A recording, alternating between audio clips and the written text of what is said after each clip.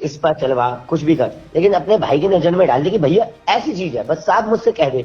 ऐसी कभी तेरी दुकान पे कोई कोई उस पे इस पे चल के आ जाए तो मैं अपनी मूंछ मुड़वा दूंगा। बहन भी बोलता है और दूसरी तरफ उसी बहन के साथ सौदा भी करता है। ये अजीब हरकत है, बेशर्मियत भरी हरकत है, और इससे ज्यादा मैं कुछ कैमरे पर कह नहीं सकता। नमस्ते, मेरा नाम है दिव्यांशु। क्राइम कथा के आज के इस एपिसोड में आपका बहुत स्वागत है।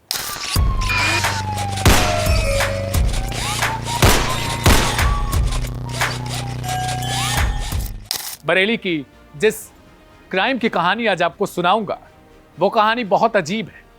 बड़े सारे सवाल हैं, और सवाल ये भी है कि धर्म की व्याख्या की कैसे जाए।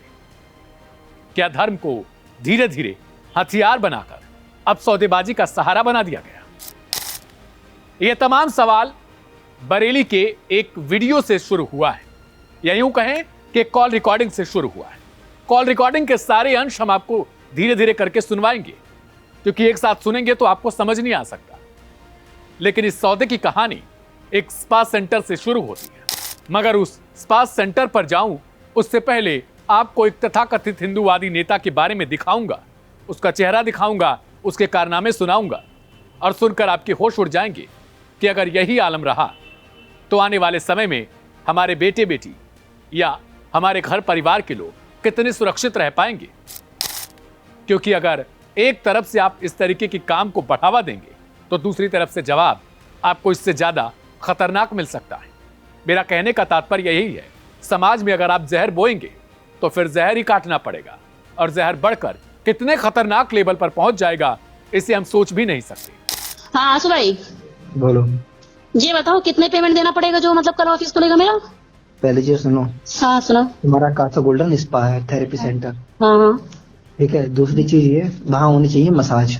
हाँ तो और क्या होता है? अगर क्लाइंट कोई भी चीज सीधे बोल रहा है ना, कौन बोला है? कौन बोला है? कोई बंदा नहीं होता। पहली चीज तुम्हारा घमंड लेके डूबा है, इसे ध्यान रखना। घमंड की भाई नहीं तो सबसे ज्यादा तुमने वो जो हरकतें की ना, देखो मुझे सब कुछ पता चल चुका है। मुझे सब कुछ पता चल चुका है। देखो भाई मेरी बात सुनो, आपको देखो मुझे सब कुछ पता चल चुका है। बात घमंड की नहीं होती, बात वो होती है इंसान के, अगर तुमको हर चीज के अरे भाई तुमको प्रॉब्लम थी तो मुझसे बोलते।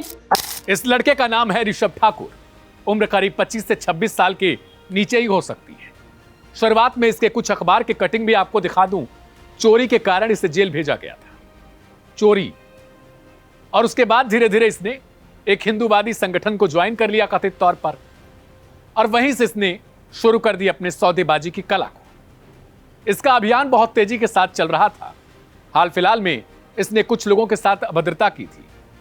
कुछ लोग क्या कहें, एक कैफे था बरेली में, और वहीं पर एक छात्रा जो कॉलेज में पढ़ाई कर रही थी, स्थानीय कॉलेज, और उसने अपने कुछ दोस्तों को आमंत्रित कर रखा था कैफे में। वहां केक कटिंग का काम चल रहा था। उसमें 2-4 मुस्लिम छात्र भी आए थे, और उसके बाद ये कुछ चुनिंदा लोगों के साथ वहां पर पहुंच जाता है। कहता मैं हिंदूवादी हूं और तुम मुस्लिम के साथ क्या कर रही हो, लफ्जियात तक के आरोप लगा देता है। बाद में जिस लड़की के ऊपर इसने आरोप लगाया था वही पलट जाती है। वो कहती है ना मैंने इसे कॉल किया था, ना मैंने इसे बुलाया था, ये खुद आया, उन दोस्तों के साथ मारपीट की। यानी धरती पर कुछ इंसान ही रह सकते हैं, कुछ जानवर रह सकते हैं, कुछ चींटियां या छोटे छोटे और जानवर रह सकते हैं, मतलब तमाम। अब अगर आप इनसे दोस्ती यारी नहीं करोगे तो क्या एलियन आएंगे आपके लिए? सवाल इससे है। इसने वहां पर मारपीट की और उसके बाद इसे अब पुलिस ढूंढने लगी थी। यह फरार था, इसका रोला जम गया। जनवरी में गिरफ्तार किया जाता है। गिरफ्तारी देखिए किस ढंग से करवा रहा है, यह खुद की चलते हुए एकदम, मतलब ऐसा लग रहा है जैसे बहुत बड़ा जंग जीत कर ही आया हो, या पाकिस्तान को हरा कर आया हो, या चीन को हरा कर आया हो। इसे पुलिस ढूंढ रही थी, लेकिन बाकायदा मस्ती में यह चल के जा रहा है। पुलिस वालों को यह नहीं मिल रहा था, और बढ़िया से जाके कोर्ट में सरेंडर करता है। 1 महीने के बाद जब छूटता है, करीब करीब, या कुछ दिनों के बाद जब छूटता है, तो इसके स्वागत वाली वीडियो देखिए।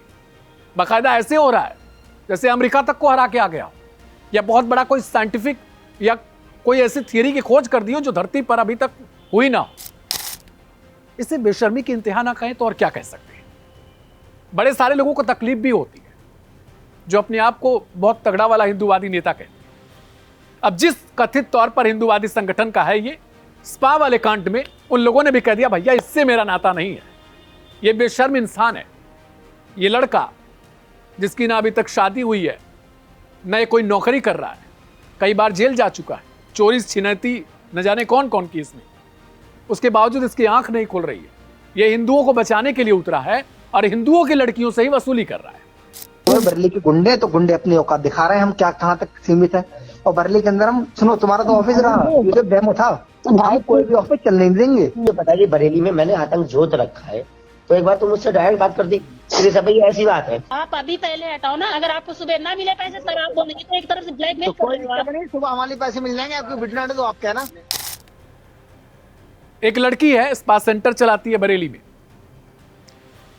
वो लड़की बताती है उधार लेकर उसने स्पा सेंटर का काम जारी किया था। मैं सर्टिफिकेट किसी को नहीं दूंगा क्योंकि अभी तक उसमें जांच जारी है।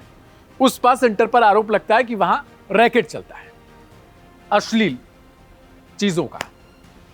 इसे किसी ने सूचना दी, इसके लोग वहां पर पहुंचते हैं। लोगों के पहुंचने से पहले एक और चीज सुन लीजिए, इसे जिला बदर किया गया है। अगर आप नहीं समझ सकते तो हिंदी में अच्छे से समझाता हूं। इसे भगा दिया गया जिले से, इसलिए क्योंकि ये बेशर्म इंसान था, ये उत्पाती था। और पुलिस ने कहा भाई तू इतने गंदे तरीके से काम क्रियाकलाप करता है, तू समाज का सौहार्द बिगाड़ रहा है, तू यहां से भाग जा। और इसे देखिए बाकायदा हटाया जा रहा है। पुलिस वाले कहते हैं 6 महीने तक के लिए तुम बाहर रहोगे, इस जिले के अंदर कदम नहीं रखोगे। फोटोशूट ऐसे चल रहा है इसका जैसे लग रहा है अंतरिक्ष में ये खुद ही कोई बहुत बड़ा कांड करके चला आया। और उसके बाद देखिए फोटोशूट हुआ इसका। अब सुनिए, स्पा सेंटर पर इसके कुछ लोग जाते हैं, जिसमें एक आशु यादव नाम का लड़का है, वो इसका नेतृत्व कर रहा था। वहां जाते हैं, ये स्पा सेंटर का वीडियो भी आप देखिए, सुनिए। यहां पर थोड़ी वीडियो को सुन लीजिए पहले। अरे तुम फोटो दिखा दो अगर वो है। फोटो आ जाओ गुनगुन, आ जाओ किस तरह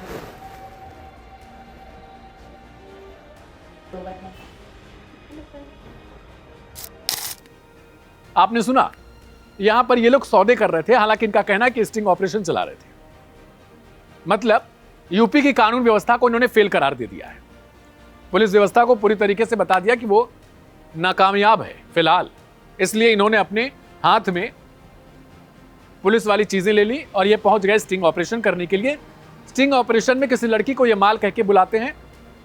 जिस ऑडियो में बातचीत ये कर रहे हैं वसूली के लिए, वो खुद लड़की, वो संचालिका अपने आप को बता रही है। वो कह रही है कि तुमने माल कह के बुलाया उस बहन को, जिसे ये बहन बता रहा है। आप कोई से एक्स्ट्रा सर्विस करवाओ उसकी। नहीं। अब एक बात सुनेंगे आप, आपने बोल दिया बिल्कुल है।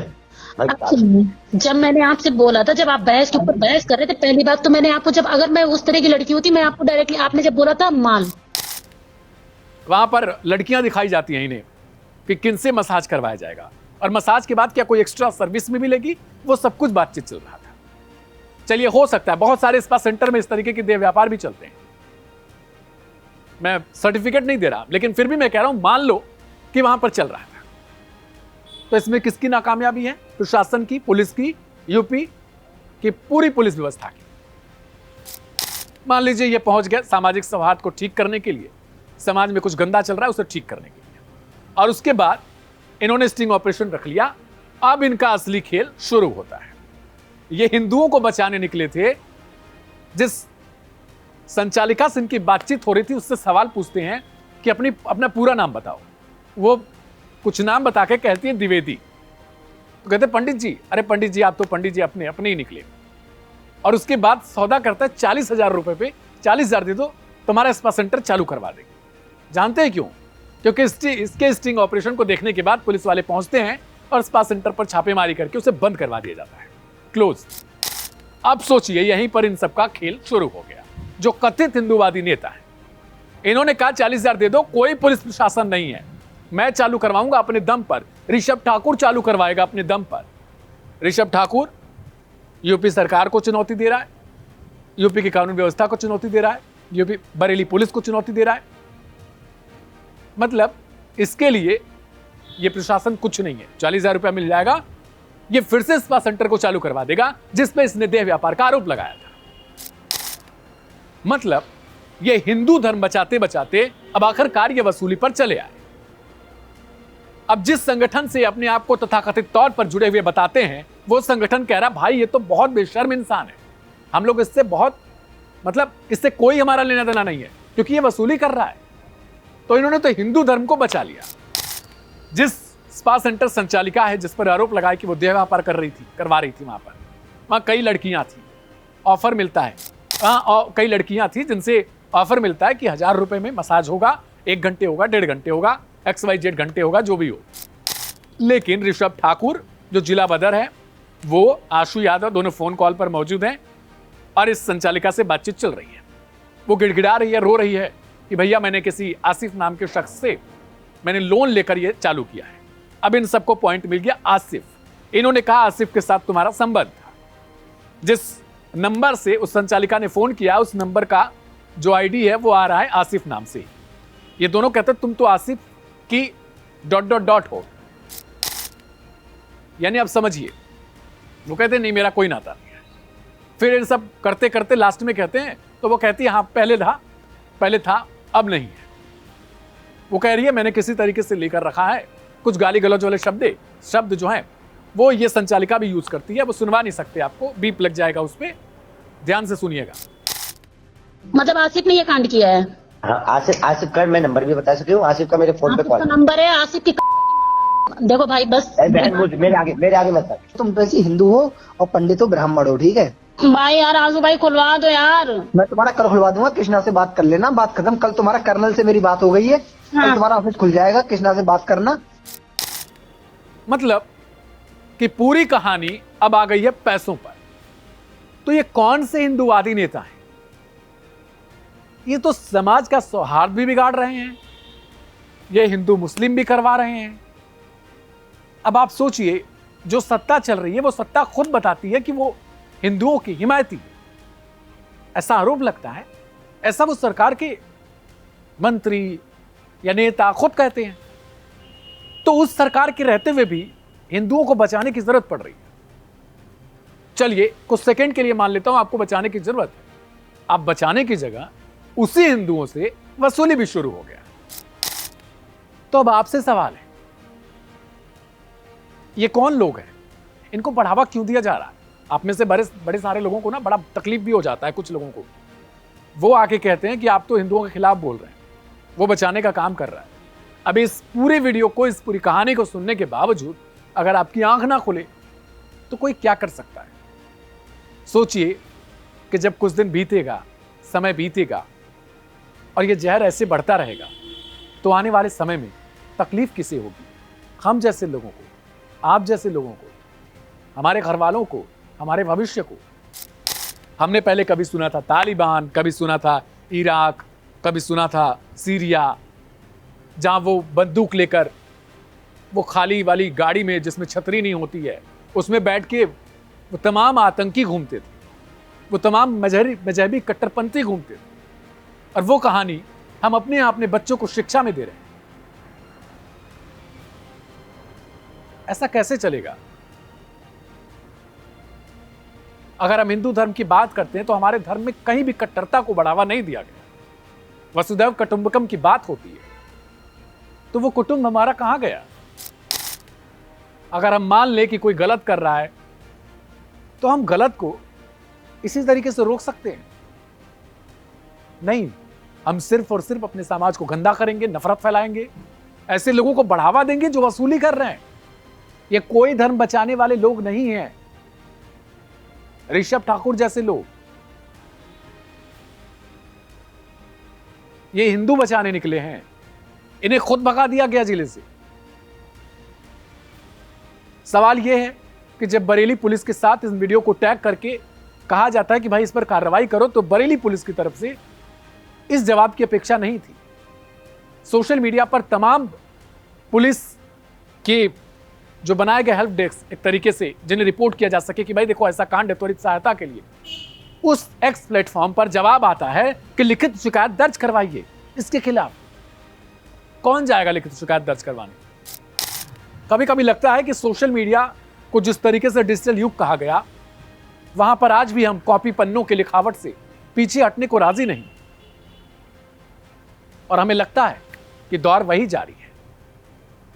लेकिन सवाल सबसे बड़ा है कि अगर इस तरीके के लोगों को बढ़ावा यूं ही देते रहेंगे, यूं ही नफरत फैलाते रहेंगे, तो बाद में इस बात की अपेक्षा मत करिएगा कि हमारे देश में भी वही सीरिया, इराक आगे आने वाले समय में नजर आएगा।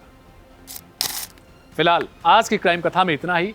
तमाम देश और दुनिया की खबरों के लिए लाइव हिंदुस्तान को सब्सक्राइब करिएगा, क्योंकि अपडेट सबसे पहले यहीं पर आपको मिलेगी, निष्पक्ष और सटीक। मेरा नाम है दिव्यांशु सिंह। क्राइम कथा के आज के एपिसोड में फिलहाल इतना ही। अपनों का बहुत ख्याल रखिएगा, लोगों को प्यार दीजिएगा, नफरत से दूर हो जाइएगा। शुक्रिया, नमस्ते, शुभ रात्रि।